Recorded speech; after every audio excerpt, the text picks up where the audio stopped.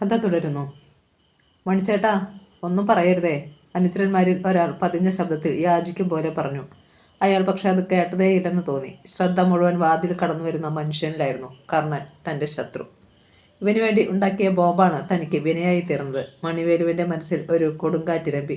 കണ്ണുകളിൽ കനൽ കത്തി. ഹൃദയത്തിൽ ഒരു വന്യമൃഗം ചുരമാന്തി. അതുവരെ ഉറങ്ങിക്കിടന്നിരുന്ന ഒരു സർപ്പം പൊടുന്നനെ പണം വിടർത്തി ഉയർന്ന ഭാവം. അനുചരർ പോലും ഭയന്നു പോയി. കർണൻ പക്ഷേ നേരിയ പുഞ്ചിരിയോട് കൂടിയാണ് കിടക്കിക്കരികിലേക്ക് വന്നത്. ഇപ്പോൾ എങ്ങനെയുണ്ട് മണി? പുഴുത്ത ഒരു തെറിയാണ് മണിവേലുവിൻ്റെ നാവിൽ ആദ്യം എത്തിയത്. കിടക്കയിൽ നിന്ന് ചാടിയിറങ്ങി കർണൻ്റെ നെഞ്ചിലേക്കൊരു കത്തി കുത്തിയിറക്കാനുള്ള ആവേശമുണ്ടായിരുന്നു അയാൾക്ക്. പക്ഷേ കുറേ ദിവസങ്ങളായി മദ്യപിക്കാതിരുന്നതിനാലും വളരെ ക്ഷീണമുള്ളതിനാലും പെട്ടെന്ന് അനങ്ങാനായില്ലെന്ന് മാത്രം. കർണൻ കിടക്കക്കരികിൽ ഒരു സ്റ്റൂൾ വലിച്ചിട്ട് അതിലിരുന്നു. ഇനി എന്ത് സംഭവിക്കും എന്ന ഭാവത്തിലായിരുന്നു വാറ്റുകാർ. ഇവിടെ ഒരു സീനുണ്ടാക്കാനാണ് മണിവേലുവിൻ്റെ ഉദ്ദേശമെങ്കിൽ അത് തടയണമെന്നും അവർ തീരുമാനിച്ചു കഴിഞ്ഞു. എന്നാൽ അയാളുടെ കണ്ണുകളിലെ തീ അണയുന്നതാണ് അവർ കണ്ടത്. വിശ്വസിക്കാനാവുന്നില്ല. മണിച്ചേട്ടന് ഇതിലാവുമോ? താൻ ഈ രൂപത്തിലെങ്കിലും ഇവിടെ ഇരിക്കുവാൻ കാരണക്കാരൻ കർണനാണെന്ന വസ്തുത ഒരുപക്ഷെ മണിവേലുവും ചിന്തിച്ചിരിക്കണം. താൻ ചോദിച്ചതിന് മറുപടി കർണനും പ്രതീക്ഷിച്ചിരുന്നില്ല. ആ സംഭവത്തിന് ശേഷം ഇയാൾ തന്നെ കാണുന്നത് ആദ്യമാണല്ലോ. താൻ ഇവിടെ ഉണ്ടായിരുന്ന നേരത്തെ ഇയാൾക്ക് ബോധമില്ലായിരുന്നു താനും. അതുകൊണ്ട് തന്നെ അടുത്ത കിടക്കകളിൽ ഉണ്ടായിരുന്നവർ കേൾക്കാതെ അവൻ മണിവേലുവിനോട് പറഞ്ഞു. എന്തെങ്കിലും കണക്ക് തീർക്കണമെന്ന് നിനക്ക് തോന്നുന്നുണ്ടെങ്കിൽ അതൊക്കെ പിന്നീടാവാം, ആശുപത്രിയിൽ നിന്നിറങ്ങിയിട്ട്. പക്ഷേ അതിൻ്റെ ആവശ്യമുണ്ടോ എന്ന് നീ നല്ലവണ്ണം ചിന്തിക്കണം. അതെന്തുമാകട്ടെ, തൽക്കാലം ആശുപത്രിയിൽ ഒരു രംഗം ഉണ്ടാക്കണ്ട. മണിവേലു മിണ്ടാതെ അവൻ്റെ മുഖത്തേക്ക് തന്നെ നോക്കിയിരുന്നു. അയാളുടെ അനുചരന്മാരോട് കർണൻ ആശുപത്രി വിശേഷങ്ങളൊക്കെ തിരക്കി. ഏതാണ്ട് അരമണിക്കൂറോളം അവിടെ ചെലവഴിച്ചിട്ടാണ് മടങ്ങുവാനായി എണീറ്റത്. ഞാൻ പോകട്ടെ മണി, പിന്നെ വരാം. ഇത്തവണ മണിവേലു ഒന്ന് മൂളി. കർണൻ മടങ്ങി. തിരികെ ശങ്കരൻ്റെ കടയ്ക്ക് മുന്നിൽ ബസ്സിറങ്ങുമ്പോൾ കുഞ്ഞുകുഞ്ഞിൻ്റെ ചായക്കടയ്ക്ക് മുമ്പിൽ ആളുകൾ കൂടി നിൽക്കുന്നത് കണ്ടു അകത്ത് വലിയ ബഹളം. കർണൻ അവിടേക്ക് ചെന്നു. ശങ്കരന് നിൽപ്പുണ്ടായിരുന്നു അവിടെ. എന്താ ശങ്കരേട്ടാ എന്ന് കർണൻ ചോദിക്കുമ്പോഴേക്കും അകത്തു നിന്നും ഒരു ചെറിയ അലുമിനിയ കലം പറന്നു വന്നു. കർണൻ ഒഴിഞ്ഞുമാറി. കലം റോഡിൽ വീണ് ഉരുണ്ടുപോയി. കടയ്ക്കുള്ളിൽ നിന്നും രാജമ്മയുടെ ഉച്ചത്തിലുള്ള ശബ്ദം കേട്ടു. എന്ത് വേണമെന്ന് എനിക്കറിയാം. നിങ്ങളെന്നെ ഒരു കോപ്പും പഠിപ്പിക്കേണ്ട. പഠിപ്പിക്കണോ വേണ്ടോ എന്ന് ഞാൻ തീരുമാനിക്കാൻ വേണ്ടി. കുഞ്ഞു അലറുകയായിരുന്നു. കർണന് അത്ഭുതം തോന്നി. താൻ ഇവിടെ വന്ന് ഇത്രയും നാളുകൾക്കുള്ളിൽ കുഞ്ഞു ചേട്ടൻ്റെ ശബ്ദം ഉയർന്നു കേൾക്കുന്നത് ആദ്യമായിട്ടാണ്. രാജമ്മ വന്ന് കയറിയതേയുള്ളൂ. മണിവേര് ബോംബ് പെട്ടി വീണപ്പോൾ പോയതാ, ശങ്കരൻ പതിഞ്ഞ ശബ്ദത്തിൽ കർണനോട് പറഞ്ഞു. ആളുകൾക്കിടയിലൂടെ അവൻ മുന്നോട്ട് ചെന്നു. അപ്പോൾ കണ്ടു അകത്ത് കല്ലിത്തുള്ളി നിൽക്കുകയാണ് കുഞ്ഞും രാജമ്മയും. എല്ലാം കണ്ട് അകത്തെ വാതിൽക്കൽ പരിഭ്രമം നിറഞ്ഞ മുഖത്തോടെ നീരജ. ഞാൻ പറയുന്ന കേട്ട് അടങ്ങി ഒതുങ്ങി നിൽക്കാമെങ്കിൽ നീ ഇവിടെ നിന്നാ മതിയടി. കുഞ്ഞു രാജമ്മയുടെ മുഖത്തിന് നേരെ കൈ ചൂണ്ടി. ഞാൻ പിന്നെ എങ്ങോട്ട് പോകും? എവിടെയായിരുന്നു ഇതുവരെ? അങ്ങോട്ട് തന്നെ പോ. എന്നാലും നിനക്കിവിടെ അടങ്ങി നിൽക്കാൻ പറ്റത്തില്ലല്ലേ? ഞാൻ പിന്നെന്നാ ഇവിടെ ഉച്ചികുത്തി നിൽക്കുവാണോ? അതൊന്നും എന്നെ കൊണ്ട് പറയിപ്പിക്കണ്ട. ഇവിടെ തന്നെ കഴിയണമെങ്കിൽ ഇന്നു മുതലേ നീ അടുക്കളയിൽ കയറണം. ഇനി മേശയിലെടുത്ത് അങ്ങനെ കുത്തിയിരിക്കണ്ട. ആളുകളുടെ നിന്ന് പൈസ വാങ്ങിച്ച് ഞാൻ മേശയിലിട്ടോളാം. അയ്യടാ, ആ പൂതി അങ്ങ് മനസ്സിലിരിക്കട്ടെ. അപ്പനും മോളും കൂടെ എന്നെ അങ്ങ് കുപ്പിയിലിറക്കാമെന്ന് കരുതണ്ട. അടുക്കള ജോലി ചെയ്യാനൊന്നും എന്നെ കൊണ്ട് പറ്റുകയില്ല. എന്നാൽ ഇപ്പം ഇറങ്ങിക്കോണം ഇവിടുന്ന്. അത് ഞാൻ തീരുമാനിച്ചോളാം. നിങ്ങളെ ഭാര്യ ഞാനെങ്കിലേ ഞാൻ പറയുന്നതേ ഇവിടെ നടക്കത്തുള്ളൂ. ഭാര്യയോ നീയോ? നിന്നെ ഞാൻ കല്യാണം കഴിച്ചതിന് തെളിവ് വല്ലതും ഉണ്ടോടി? ആഹാ, ഇപ്പം അങ്ങനെയായോ? രാജമ്മ കുഞ്ഞിൻ്റെ നേർക്ക് രണ്ടടി നീങ്ങി. പെമ്പറന്നത്തി ചത്ത് കഴിഞ്ഞപ്പം രാത്രി കയറി വന്ന് എന്നെ ചൊറിഞ്ഞു ഉണർത്തിയിട്ടുള്ളതും പോരാ, എല്ലാം ഞാൻ വിളിച്ചു പറയണോ ആളുകൾ കേൾക്കെ? അപ്പോഴേക്കും കുന്നൽ വർക്കി ഇടപെട്ടു. പോട്ടെ രാജമ്മേ, നീയൊന്നടങ്ങ്. രാജമ്മ വെട്ടിത്തിരിഞ്ഞതും ഫ എന്നൊരാട്ടായിരുന്നു. താൻ തൻ്റെ പാട് നോക്കടാ പഞ്ഞ വർക്കി. ഇവിടുത്തെ കാര്യം ഞങ്ങൾ നോക്കിക്കോളാം. കർണൻ പതിയെ കടയ്ക്കുള്ളിലേക്ക് കയറി. കുഞ്ഞുഞ്ഞേട്ട ഒരു ചായ, ശബ്ദമൂർത്തിയാണ് പറഞ്ഞത്. രാജമ്മ ഞെട്ടിത്തിരിഞ്ഞു. കർണനെ കണ്ടപ്പോൾ അവളൊന്ന് പരിങ്ങി. കുഞ്ഞു ചായ എടുക്കാൻ അകത്തേക്ക് പോയി. കർണൻ ബെഞ്ചിലിരുന്നു. രാജമ്മ പിന്നെ നാവനക്കിയില്ല. ആളുകൾ പരസ്പരം നോക്കി അടക്കി ചിരിച്ചു. പുലിയായി നിന്നവൾ എലിയായി മാറിയ അവസ്ഥയായിരുന്നു രാജമ്മയുടേത്. കുഞ്ഞു ചായ കൊണ്ടുവന്ന് മുന്നിൽ വെച്ചു. എന്താ ചേട്ടാ ഇവിടെ ബഹളം? ചിരി അമർത്തിക്കൊണ്ട് അവൻ തിരക്കി. കുഞ്ഞു രാജമ്മയെ ഒളിക്കണ്ണിട്ടൊന്ന് നോക്കി. പിന്നെ പറഞ്ഞു, ഇന്നു മുതലേ ഞാനാ ഈ കടയുടെ മുതലാളി. അതങ്ങനെ തന്നെ വേണമല്ലോ. മാത്രമല്ല സ്ത്രീകൾ അടുക്കള പണിയും ചെയ്യട്ടെ. എന്താ? അത് തന്നെയാ ഞാനും പറഞ്ഞത്. ചേട്ടൻ വിഷമിക്കേണ്ട. ഇനി മുതൽ അങ്ങനെ തന്നെയായിരിക്കും. ഞാൻ ഇവിടെ തന്നെയൊക്കെ ഉണ്ടല്ലോ. പിന്നെ ഒരു കാര്യം, നീരജയെ ഒത്തിരി കഷ്ടപ്പെടുത്തിയേക്കരുത്. പറഞ്ഞത് കുഞ്ഞിനോടാണെങ്കിലും അത് തനിക്കുള്ള മുന്നറിയിപ്പാണെന്ന് രാജമ്മയ്ക്ക് മനസ്സിലായി. ഒന്നും മിണ്ടാതെ കർണനെ മനസ്സിൽ തെറി വിളിച്ചുകൊണ്ട് അവർ അകത്തേക്ക് പോയി. കുഞ്ഞു കുഞ്ഞ് കർണനെ കെട്ടിപ്പിടിച്ച് ഒരു ഉമ്മ കൊടുത്തു. ആളുകൾ പിരിഞ്ഞു. അനുസരണയുള്ള ഒരു കുട്ടിയെപ്പോലെ രാജമ്മ അടുക്കള ജോലികളിൽ മുഴുകി. കർണൻ ശങ്കരന്റെ കടയിൽ വന്നിരുന്നു. അയാൾ അവനോട് മണിവേലുവിന്റെ വിശേഷങ്ങൾ തിരക്കി. കർണൻ എല്ലാം പറഞ്ഞു. ദിവസങ്ങൾ അടർന്നുകൊണ്ടിരുന്നു. ഇടയ്ക്ക് കർണൻ ആശുപത്രിയിൽ പോയി മണിവേലുവിന്റെ വിവരങ്ങൾ തിരക്കും. അയാൾക്കും അവനോടുള്ള പക അലിഞ്ഞലിഞ്ഞ് ഇല്ലാതാകുകയായിരുന്നു. തന്റെ ഭാഗത്താണ് തെറ്റെന്ന് മണിവേലു തിരിച്ചറിഞ്ഞതുപോലെയുള്ള പെരുമാറ്റമായിരുന്നു പിന്നീട്. ഒരു ദിവസം കർണൻ തിരക്കി, മണി, ഈ കള്ളവാറ്റുകൊണ്ട് തനിക്ക് ഒരുപാട് സമ്പാദിക്കാൻ കഴിഞ്ഞിട്ടുണ്ടോ? അത് കേട്ട് മണിവേലു ചിരിച്ചു. ആത്മനിന്ദ നിറഞ്ഞ ചിരി. അതിനൊടുവിൽ അയാൾ പറഞ്ഞു, ഒത്തിരി സമ്പാദിക്കാൻ കഴിഞ്ഞു. നെടുമ്പാശ്ശേരി വിമാനത്താവളം, തിരുവനന്തപുരത്തെ മ്യൂസിയം, മൃഗശാല, Idukki power station, Cochin refinery എല്ലാം ഞാൻ കാശ് കൊടുത്ത് മേടിച്ചതാ. കർണനും ചിരിച്ചുപോയി. പക്ഷേ മണിവേലുവിൻ്റെ ശബ്ദം പതറിപ്പോയിരുന്നു. സ്വന്തം പേരിൽ 10 പൈസ സമ്പാദിക്കാൻ എനിക്കായിട്ടില്ല കർണ. ബാറ്റുകൊണ്ട് അന്നെത്തിയത് നടക്കും, അത്രമാത്രം. സമ്പാദിക്കണമെന്നുണ്ടായിരുന്നെങ്കിൽ അതിനാവുമായിരുന്നു. വേണമെന്ന് തോന്നിയിട്ടില്ല. കർണൻ എന്തോ ഓർത്തിരുന്നു. ഇവിടെ നിന്നിറങ്ങിക്കഴിഞ്ഞും ബാറ്റ് തുടരാനാണോ തീരുമാനം? അല്ലാതെ മറ്റൊന്നും അറിയില്ലല്ലോ എനിക്ക്. കർണൻ മിണ്ടിയില്ല. മടങ്ങും മുമ്പ് അവൻ ഡോക്ടറെ കണ്ടു. ഒരാഴ്ച കൂടിയെങ്കിലും മണിവേലു അവിടെ കിടക്കണമെന്ന് അദ്ദേഹം പറഞ്ഞു. കർണൻ മടങ്ങി. അടുത്ത 2-3 ദിവസങ്ങൾ അവൻ കടുത്ത ചിന്തയിലായിരുന്നു. ഇവിടെ ഇങ്ങനെ കഴിഞ്ഞാൽ തൻ്റെ ജീവിതം കടന്നു പോയിക്കൊള്ളും. പക്ഷേ അതുകൊണ്ടായില്ലല്ലോ. ഭാര്യ, മകൾ, അവരെ കണ്ടുപിടിക്കണം, സംരക്ഷിക്കണം. സൂര്യമൂർത്തിയുടെ ശക്തിയെ എതിർത്ത് നിൽക്കാനുള്ള കരുത്തുണ്ടാകണം. തന്നെ ചതിച്ച് ഈ നിലയിൽ എത്തിച്ചവരെ കണ്ടുപിടിച്ച് പക വീട്ടണം. അങ്ങനെ ജീവിതത്തിൽ ഒരുപാട് കർമ്മങ്ങൾ പൂർത്തിയാക്കാനുണ്ട്. എല്ലാത്തിനും വേണ്ടത് ഒന്ന് മാത്രമാണ്, പണം. അതുണ്ടാക്കിയേ പറ്റൂ. പല മാർഗങ്ങളും അവൻ്റെ മനസ്സിൽ തെളിഞ്ഞു പറഞ്ഞു. അങ്ങനെയിരിക്കെ ഒരു വൈകുന്നേരം റോഡിലേക്ക് ഇറങ്ങിയ അവൻ കുഞ്ഞിൻ്റെ ചായക്കടയിൽ നിന്നും റോഡിലേക്ക് ഇറങ്ങുന്ന ഒരാളെ കണ്ട് കിടുങ്ങിപ്പോയി. കാളിയൻ, സൂര്യമൂർത്തിയുടെ ആരാച്ചാർ. മുന്നിൽ ഒരു അദൃശ്യഭിത്തിയിൽ ചെന്നുമുട്ടിയ അനുഭവമായിരുന്നു കർണന്. ഒരിക്കലും പ്രതീക്ഷിക്കാത്ത ഒരാളാണ് മുന്നിൽ, അതും തൻ്റെ ചോര തേടി നടക്കുന്ന കാളിയൻ. കാളിയൻ ഒരു സിഗരറ്റ് ചുണ്ടിൽ വെച്ച് തീ പകർന്നു. പിന്നെ വെറുതെ ചുറ്റും ഒന്ന് നോക്കി. കർണൻ പൊടുന്നനെ 2 അടി പിന്നോട്ട് മാറി. അതുകൊണ്ട് കാളിയൻ അവനെ കണ്ടില്ല. റോഡിൽ കിടന്ന സിയറയിൽ ചെന്ന് അയാൾ കയറി. അപ്പോഴാണ് കർണൻ അങ്ങോട്ട് ശ്രദ്ധിച്ചത്. സിയറയുടെ ഡ്രൈവിംഗ് സീറ്റിലിരുന്നത് ദാവീദായിരുന്നു, സൂര്യമൂർത്തിയുടെ ഗുണ്ടാ നേതാവ്. കാളിയൻ ചെന്ന് ദാവീദിന് എതിർഭാഗത്തിരുന്നു. സിയറയ്ക്ക് ജീവൻ വെച്ച് മുന്നോട്ട് കുതിച്ചു. അത് കയറ്റം കയറി പോയപ്പോഴാണ് കർണന് ശരിക്കും ആശ്വാസം തോന്നിയത്. അവർ ഏതായാലും തന്നെ കണ്ടില്ല. ദൈവത്തിന് നന്ദി പറഞ്ഞു അവൻ. അവരുടെ യാത്ര തമിഴ്നാട്ടിലേക്കോ കർണാടകത്തിലേക്കോ ആയിരിക്കുമെന്ന് അവന് തോന്നി. ഇവിടെ താൻ ഉണ്ടെന്ന് അവർക്കൊരിക്കലും വിചാരിക്കാനാവില്ലല്ലോ. എന്താ കർണ, ആരാ ആ വണ്ടിയിൽ പോയത്? തൊട്ടരികിൽ ഒരു ശബ്ദം കേട്ടപ്പോൾ സർപ്പദംശനമേറ്റതുപോലെ കർണൻ ഞെട്ടിത്തിരിഞ്ഞു. ശങ്കരൻ. അവൻ റോഡിലേക്ക് വരുന്നതും തുടർന്നുണ്ടായ രംഗങ്ങളുമൊക്കെ കണ്ടുകൊണ്ടിരിക്കുകയായിരുന്നു അയാൾ. അല്ല ശങ്കരേട്ടാ, ഞാൻ... അവന് വാക്കുകൾ കിട്ടാത്തതിലുള്ള പതർച്ച അനുഭവപ്പെട്ടു. എന്നെ നിനക്ക് ഇനിയും വിശ്വാസമില്ലേ മോനെ? ആ വണ്ടിയിൽ പോയവരെ നിനക്കറിയാം. എന്താ നീയും അവരുമായുള്ള ബന്ധം? കർണൻ അല്പനേരം ശങ്കരൻ്റെ മുഖത്തേക്ക് തന്നെ ദൃഷ്ടികൾ ഉറപ്പിച്ചു നിന്നു. പിന്നെ ഒരു ദീർഘനിശ്വാസത്തോടെ പറഞ്ഞു, എല്ലാം ഞാൻ പറയാം ശങ്കരേട്ടാ. കടയടച്ച് ഇന്ന് വൈകിട്ട് വീട്ടിൽ വരുമ്പോഴാകട്ടെ. പിന്നെ അവിടെ നിൽക്കാതെ കർണൻ നേരെ കുഞ്ഞിൻ്റെ ചായക്കടയിൽ ചെന്ന് കയറി. 2-3 പേർ മാത്രമേ അവിടെ ചായ കുടിക്കാനുണ്ടായിരുന്നുള്ളൂ. കടയ്ക്ക് സ്വല്പം മാറ്റം വന്നിരിക്കുന്നത് പോലെ അവന് തോന്നി. സന്തോഷത്തോടെ ജോലി ചെയ്യുന്ന കുഞ്ഞ്, അയാളുടെ ഓരോ ചലനത്തിലും പ്രായത്തെ മറികടന്നുള്ള ചുറുചുറുക്ക്. ആഹാ, കർണൻ ഇരിക്കെ. അവനെ കണ്ടതും അയാൾ ചിരിയോടെ പറഞ്ഞു. ഒരു ചായ, പറഞ്ഞിട്ട് അവനിരുന്നു. കടിക്കാനൊന്നും വേണ്ടായോ? നല്ല ചൂട് വടയുണ്ട്. കുഞ്ഞു തിരക്കി. എങ്കിലൊരു വടയും ഒരു പഴവും കൂടി എടുത്തോ. കുഞ്ഞു വടയെടുത്ത് ഒരു പാത്രത്തിൽ അവൻ്റെ മുന്നിൽ വെച്ചു. പിന്നെ പഴക്കുലയിൽ പിടിച്ച് ഒന്ന് വട്ടം തിരിച്ച് നല്ല കായ നോക്കി ഒരെണ്ണം ഉരിഞ്ഞെടുത്ത് മേശപ്പുറത്ത് വെച്ചു. അതിൻ്റെയിൽ തന്നെ അകത്തേക്ക് നോക്കി ഒരു ചായ എന്ന് വിളിച്ചു പറഞ്ഞു. നിമിഷത്തിനുള്ളിൽ രാജമ്മ ചായ കൊണ്ടുവന്ന് അകത്തെ വാതിലിനടുത്തിട്ടിരുന്ന മേശപ്പുറത്ത് വെച്ചിട്ട് പോകുന്നത് മിന്നായം പോലെ കർണൻ കണ്ടു. അവിടെ നിന്നും ചായ എടുത്തുകൊണ്ടുവന്ന് കർണൻ്റെ അരികിൽ വെച്ചത് കുഞ്ഞാണ്. കടയിലെ പരിഷ്കാരങ്ങളിൽ ഒന്ന് അതായിരുന്നു.